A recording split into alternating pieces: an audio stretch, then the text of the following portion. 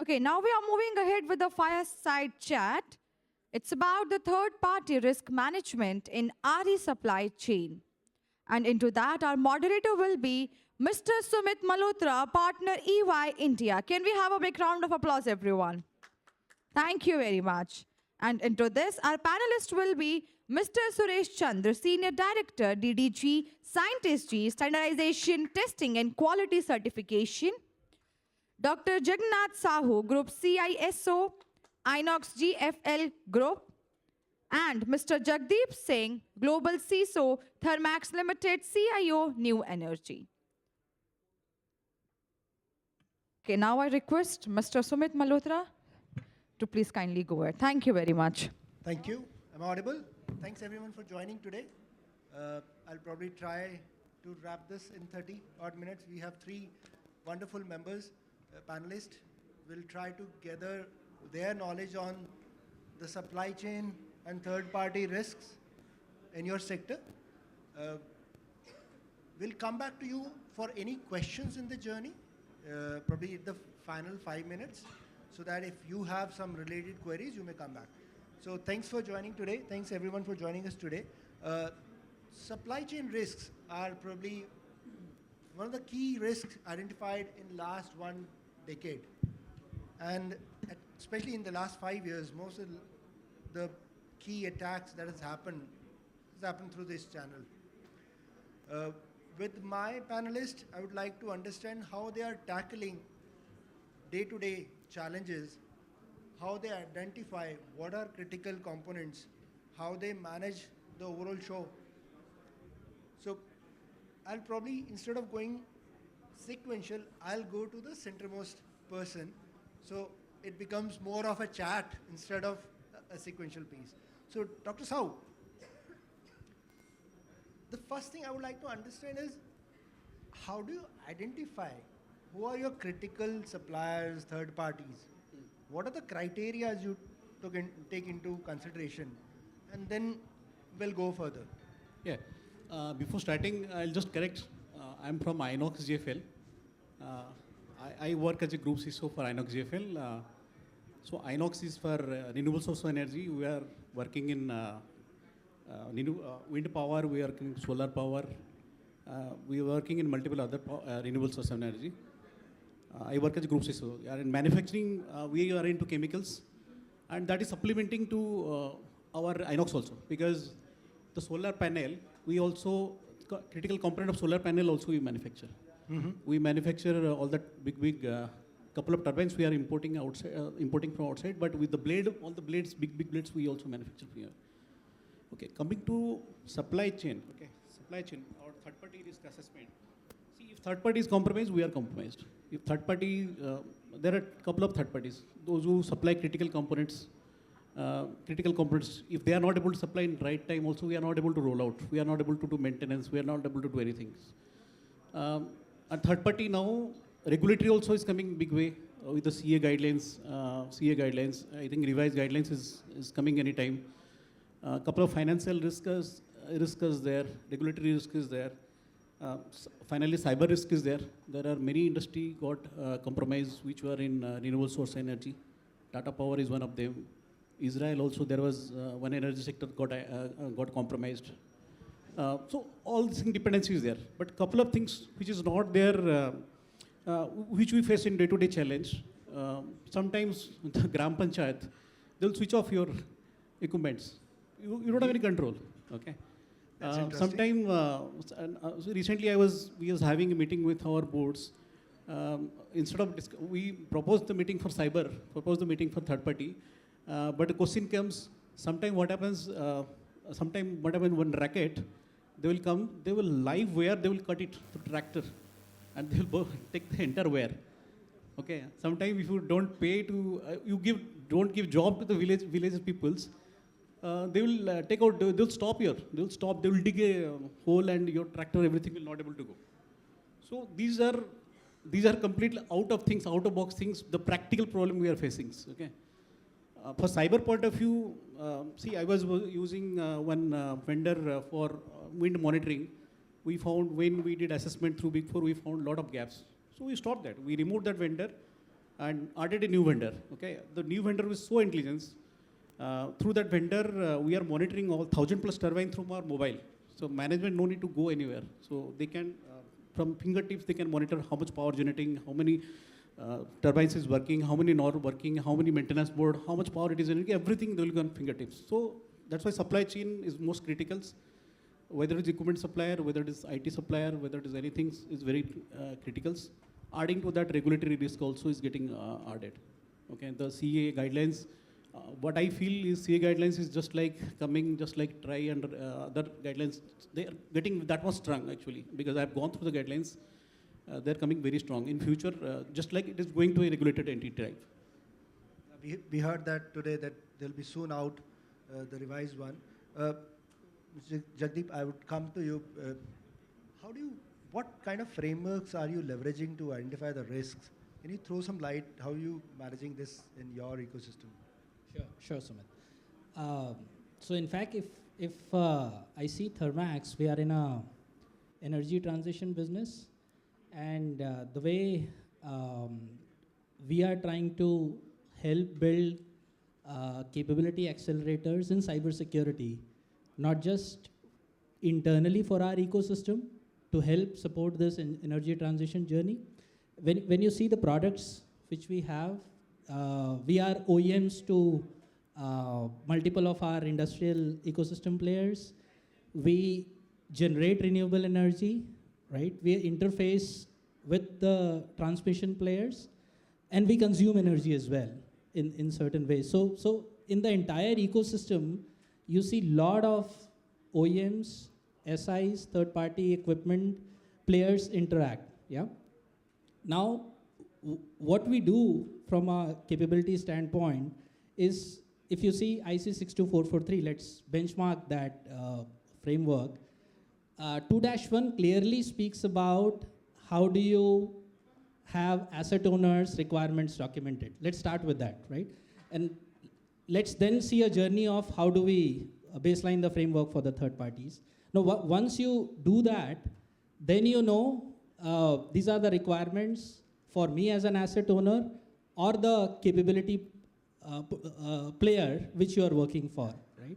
So that defines the baseline requirements. Second is, now once you know the requirements, you would go to 3-2 to ensure you do a risk assessment and do a system design, right? And that becomes very, very important, because there you are making sure that you are assessing the risk with specific to the context and scope of the work which is defined for, and then you are building the right design for it, which is curated to that context, right? Once you do that, then is how do you define those requirements and then take it forward. That is where 3-3 comes, right? That's where your system requirements are documented, right?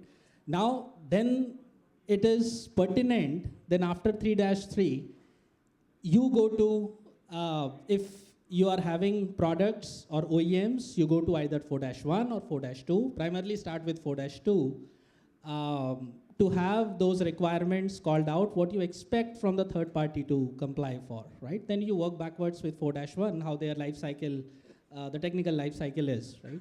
And if the scope of the third party is an SI, you go to 2-4. You define those requirements which you expect the third party to comply for, right? Now, until we do these prerequisites, you can't just come up with a standard template to assess the third party, which does not resonate with your context. So it's very important that we go through this process, make sure that we baseline the context of the third party, which we are looking for, the scope of its operations, the scope of the exposure, what it has, how it is integrated to your environment, whether this OEM is working out of the scope of the site which you are in, or you have outsourced it and you're taking the operations or the delivery which you expect, right? So this whole context becomes super important. The complete cycle from identification of asset to the risk assessment, then documenting what you need and then complying it to. So thanks for throwing some fair detail on related to the business. I'll come back to my counterpart sitting next to me. Mr. Chandra, how do you at STQC or as a body helping clients build certain standards and achieve such compliances? We can throw some light there. Basically, supply chain risk and third party, these are two different things. And as far as standards are concerned, there are two very important standards in these areas. One is for COTS, Commerce of the Self, ISO IC 20243. It is for supply chain security and counterfeit. And another is for software supply chain risk. It is 27036 ISO IEC. Basically, when we are referring to these two standards, the important and critical aspect for any type of issue is the risk. There is only categorization. So here we are talking about supply chain related risk. So these two standards, they talks about the supply chain related risk. And when they are talking about the risk, there is a categorization. Acquirer and supplier. Who is the acquirer? Who is the supplier? So it is not necessary that whoever is interacting with you means external entity. He is a supplier and you are the acquirer. But within organization also there are acquirer and supplier. So you have to make the list. When you are having your product at your company, at your organization, so how it is routed from the manufacturer. So from manufacturer to some integrator, integrator to the user agency. So what is that chain? So you have to identify that whole chain. Now when you are identifying this whole chain, then you have to see how delivery has happened. What can be the possible risk in those delivery, like from manufacturer to the integrator, integrator to the actual user organization. What can be the possible risk, how it was delivered. When we are going further, then you see at manufacturer level also. So when manufacturer is making your product, they are not making everything in their organization, their facility. They are taking many of the components from different sources. So you have to see how they are acquiring those components, those devices from different organizations. So, and how they are ensuring that they are securely taking out all those components and they are putting in assembly in secure manner. So in assembly means your product development life cycles. So there, if some component is coming, some item is coming, it is coming to the store. So store is the acquirer, supplier is somebody else. Now from a store, that device or component will be transferred to the manufacturing unit, means wherever is this production is happening. Now there somebody is taking that component. So whoever is taking the component, store person is the supplier now. And whoever is taking that component from store, he is the acquirer. So there also you have to take the risk. So risk, it is not necessary outside, this is inside risk also. So by doing that, you are avoiding that nothing counterfeit product is involved there, and parallelly you are ensuring that whatever quality process you are having in organization, they are followed. So these standards, they are very good standard as far as supply chain risk is concerned. And on the basis of that, there are schemes we have prepared in STQC. One of the scheme which is not completely involved, but some of the thing we have included in CCTV certification. So there are some technical requirement, and with those technical requirement, we have included some supply chain related requirements also. And by doing that, you will be surprised. Whatever chips were there inside, whatever SOC were there in the CCTV camera, there were third-party vulnerabilities. There were obsolete libraries. And those obsolete library, you can imagine the number, 500, 700 obsolete library, and way back to 2014. Now, if we were not checking here, you can imagine whatever chip being used in your device, they are having library which are obsolete way back to 2014 or 15. They are just supplying. and we are using just like that. So I will not take much time. Let us have some other question. I think that's an interesting view. Not just the tier 1, tier 2, tier 3 supplier need to be looked into, and how the entire chain is impacting the product or the life cycle or services. Interesting way to look into that. Libraries are still being used from 2014. I believe SBOM from CERT is one key area. It's because of this risk only. I'd quickly move on. What are the other key practices, tools that you as an organization, Dr. Sahoo, you may want to throw some light, you as an organization are leveraging to manage the third-party risk, be it cyber or non-cyber? See, to manage the third-party risk or supply chain risk both combined together, we have multiple tools. Particularly, I don't want to mention VM still, Caroutine Assume is very popular in OT. We can see risk in two ways, inside in, outside in, outside in. Outside in or inside out, okay? For outside in security scorecard, it will give a nice visibility. Into out, then you can have rating assessment, we can have same tool in place. We can have other solutions like EDR and next-gen antivirus in place. Many more virtual patching also it is happening. Many more VAPT tools also we can put it in place to check the vulnerability, check the asset. Asset is the biggest problem. You don't have any visibility of assets, and we don't know what is the vulnerability of the assets. Because still in OT and others, legacy is still there, and we have to maintain with the legacy. Legacy will not go out very easily. The only option is you have to do virtual patching with different tools and techniques.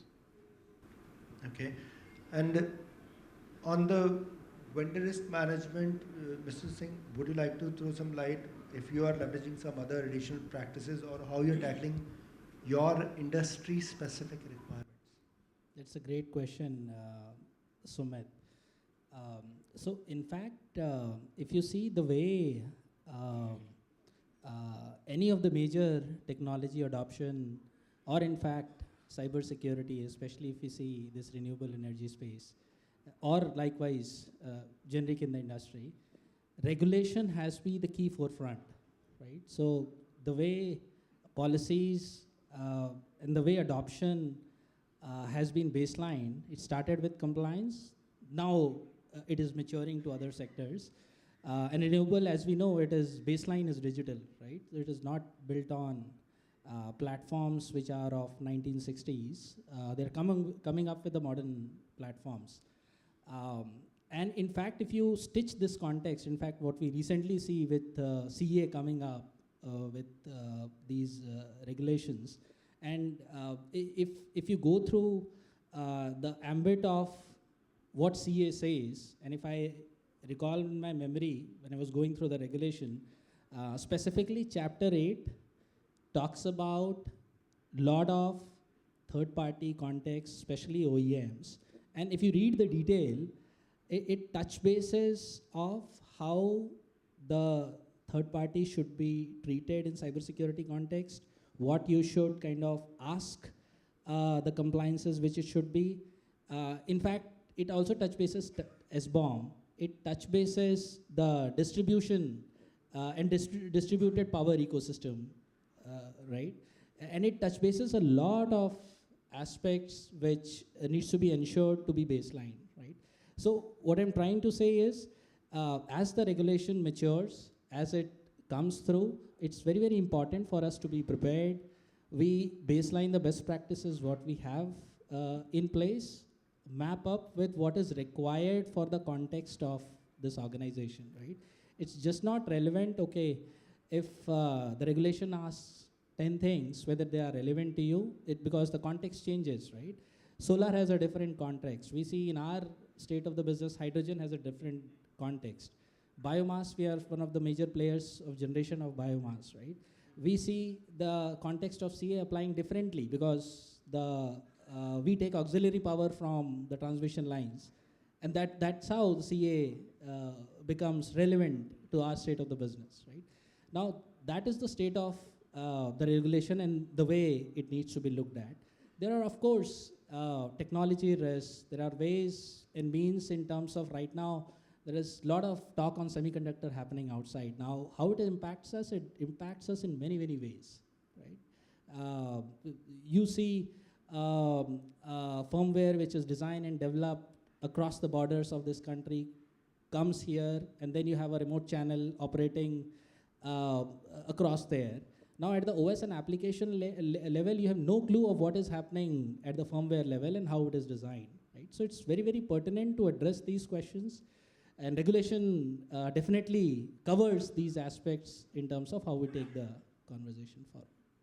Any specific challenges you want to talk about, how you're managing it? Right. So I won't say this as a challenge. I think it's a eye-opener for all of us in terms of how do we see some of these regulations apply to our context, right? Of course, the ask is way more.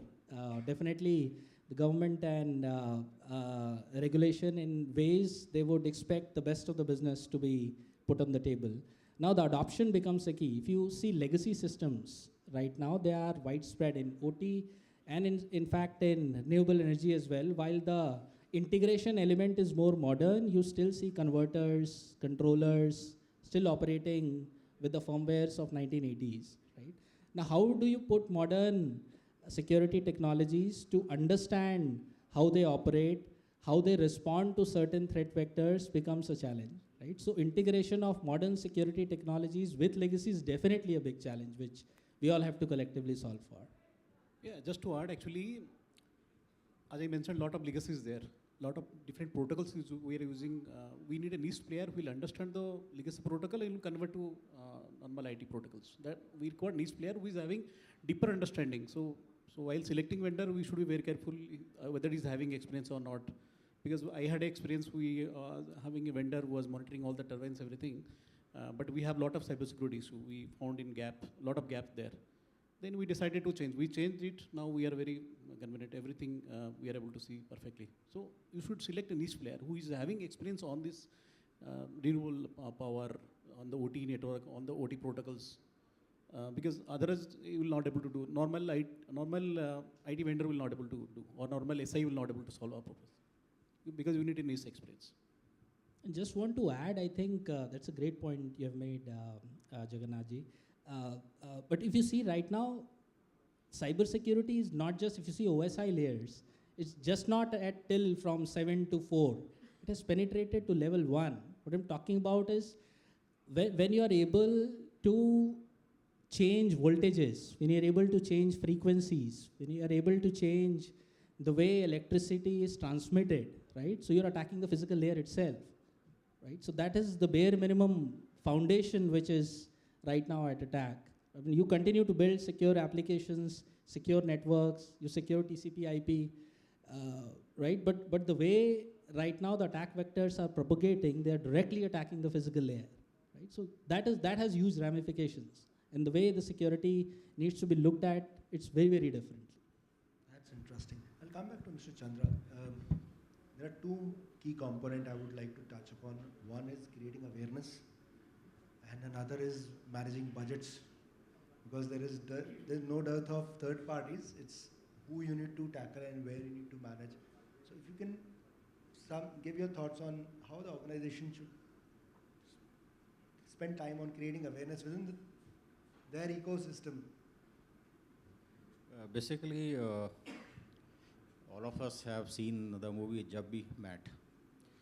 There, Katrina was in house and they were searching outside. So, same problem is with us. Basically, we are controlling our network.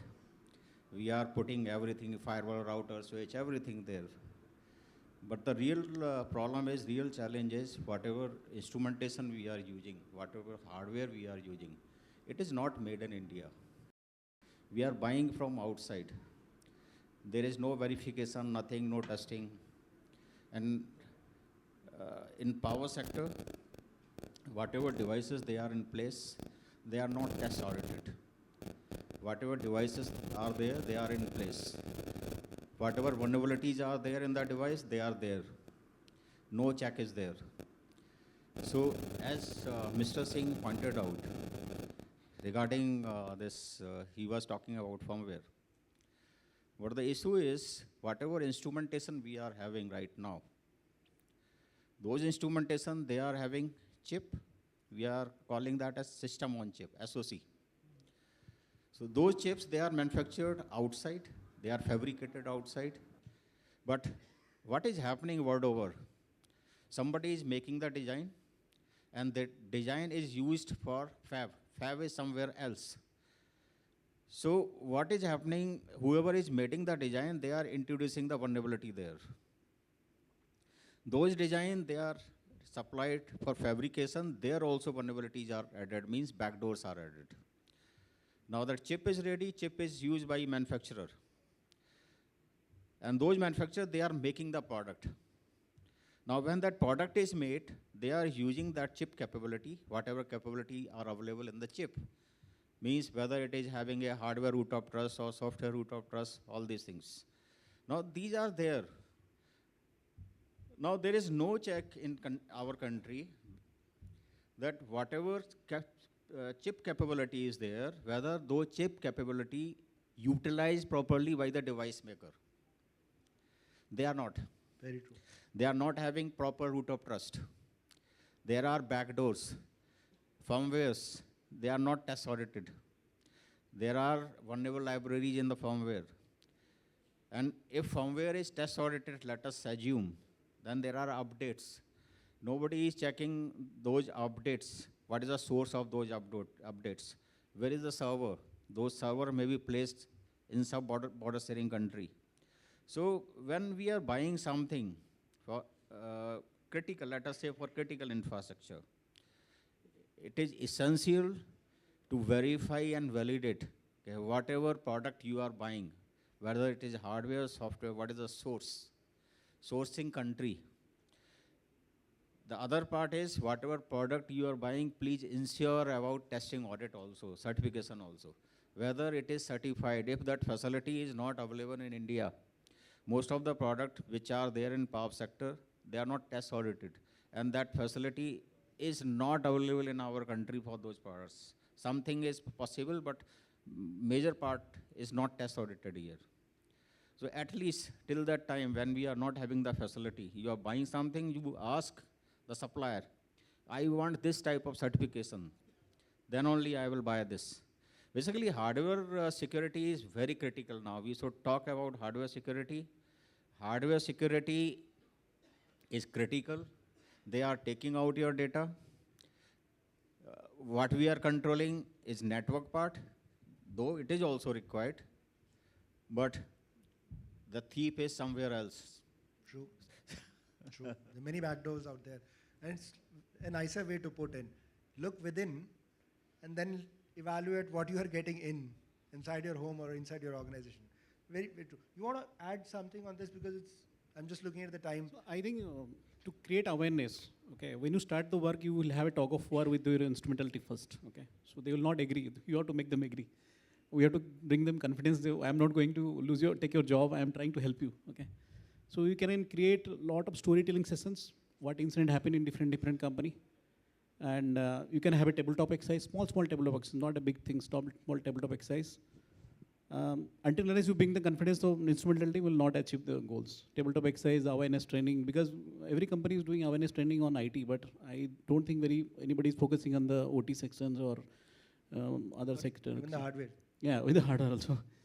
So that's why we have to create awareness slowly by storytelling what happened in other company, what mistake they did. We should learn from the mistake, not our mistake, other mistakes. Okay, what other mistake done, from there we should learn.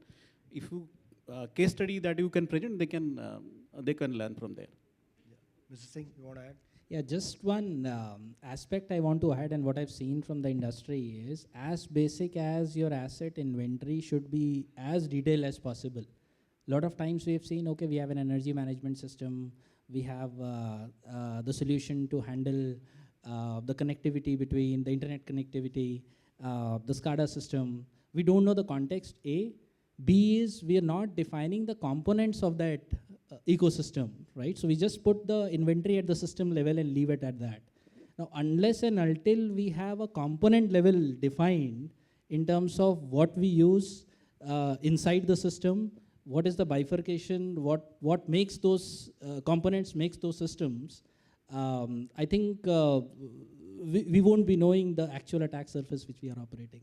True. software bomb, hardware bomb, then we'll be having Q bomb and then AI bomb. I think that's why these guidelines are there. Lot of bombs. No bombs. I'm just open to the audience. We got 1 minute. Any questions? Yeah. Thank you so much for the panelists. From the process to importance of fourth-party risks also. Just a key question. While the entire process and everything you identified, let's take that example of vulnerable libraries going back to 2014. Identification, even if we do 100%, the issue would come in how do you fix that? Because I was speaking to a few of our colleagues within the industry, and they said, Akshay, we may have the security requirements, but the vendors or the OEMs which support those are limited people that we can go to, and they all come back and say, hey, this is the max that we can do, lena hai to lo, nahi to, we can't do it too much.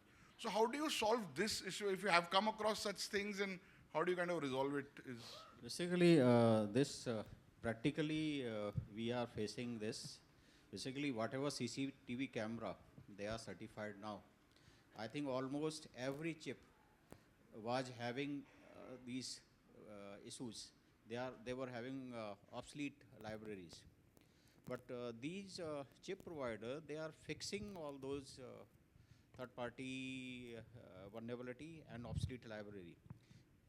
But this is not a one-time activity. It's a continuous process. Now, as of, let us say, December 25, there are some obsolete library. They are fixed. But in Jan, you will find some other library which are obsolete. In Feb, further you will find some library they are there. So it's a continuous process. And there, we are asking all those manufacturers, you should publish on your portal that you are fixing all those library in time-bound manner, on continuous manner. And their surprise check will also be there. So like that, those can be controlled through some process. So it is not an impossible thing, it's a possible thing. It has been done in CCTV. So it can be done in other areas also. Yeah, other way to, I think that's a great question, Akshay. See, other way to look at this, one is definitely how do you fix a library? But the other way to look at is how do you design countermeasures to mitigate that risk, right? So there are multiple ways you can design countermeasures in terms of, because see, a vulnerable library would be exploited by a certain attack surface, right? It could be either at an application level or a network layer or a session, or in the Purdy model you see the way the information flows down, right? So the way we design countermeasures, the way we limit the attack surface, the way we put zones and conduits in the ecosystem, the way we channel and map and monitor the communications. So I think there are ways to limit the risk, right? Of course, the library is vulnerable, nobody would say the risk is zero. But if I'm able to have them managed under my risk appetite, I'll still be comfortable. Thank you. I have one observation to this, specifically CCTV. In my experience, we did VIPT of one particular leading brand of CCTV, which is not made in China. There were 3 ports open. Then we did a patch update because the patch update was old. Then we found a new port opening, not the earlier ports. So the patch update also, in my experience, opens ports. So whenever you do a patch update, how do you do VIPT is also important. VIPT is not once in a life. So managing vulnerabilities And is a cycle. another point is how many ways the data is flowing from the CCTV. Normally it is 3 paths are by defined, 3 data outlets are defined in any CCTV. But there can be more. Basically, whatever processes are there, they are not one-time process. Basically, when some development is happening, you are following some quality processes. It may be 27001 or ISO 9001 or 14001, you name any standard. So those standards, they talk about continuous manner. You have to follow the process in continuous manner, and continual means improvement also with time. So there also, like you were talking about CCTV. In CCTV, STQC team is going to the manufacturer site, and there they are validating their process of development, how they are developing the product, and what type of process they are following. So there you are having the process of testing also. So means if some change is there, means change management process is also there. So when you are having change management process, that means if some fixes are there, that means there is a change. You are doing impact analysis, whether that change is minor or major, and depending upon that change, what is the impact of that change. If it is minor, what is impacting? Major, what is the impact? Whether it is impacting my performance, whether it is impacting my security or something else. So on the basis of that impact, you are testing, auditing that aspect. If it is impacting security, do the testing of security. So you can't stop the change. Change will always happen. Testing, audit, certification doesn't mean that you will not change it. Change will happen. But if you are following the process, then nothing will happen. If you are not following the process, anything can happen. I think you'll keep on identifying vulnerabilities. You need to manage it. The patch management, asset management, vulnerability management need to be integrated. You need to communicate with each other. And the product OEM need to Normally be say truth is a function of time. Yeah. So I'm just being cognizant of time. It is pushing me. Time's up. Time's up. We can take the questions offline. We'll be here available. Thank you very much, Thanks Mr. Sumit. to the Thank you very much. And thanks for being there, listening to us. Yeah, thank you very much. Can we have a big round of applause, everyone? And now I request Mr. Sumit Malhotra to please kindly do the felicitation of the other panelists. Mr. Suresh, can we have a big round of applause, everyone?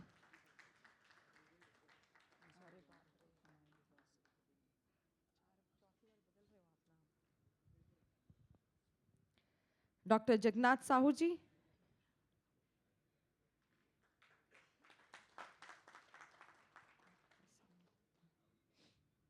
Mr. Jagdeep Singh. And to thank you very much. And felicitation of the Sumit Malhotra, I would like to invite on a stage Mr. Anwar Bilas to please kindly come on the stage and do the honor.